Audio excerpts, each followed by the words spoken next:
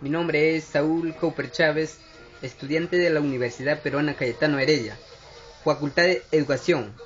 En esta oportunidad quiero resolver la suma con la yupana.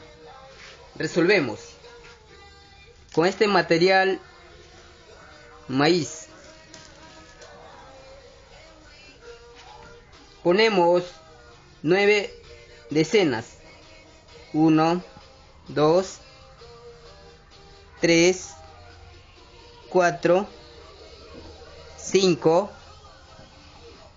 6, 7, 8 y 9. Luego ponemos 4 unidades. 1, 2, 3, 4. Luego ponemos una unidad. Después ponemos 7 decenas. 1, 2, 3, 4, 5,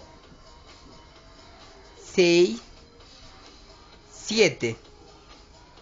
Ahora sumamos. Cuando es 10 en decena, bajamos.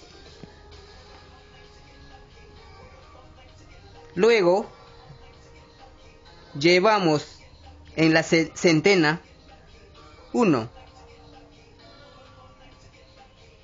Luego en decena bajamos de arriba lo que ha sobrado. 2, 3, 4, 5, 6.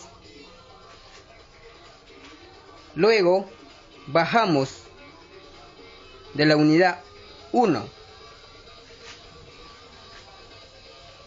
Ahora el resultado sale 165. Gracias.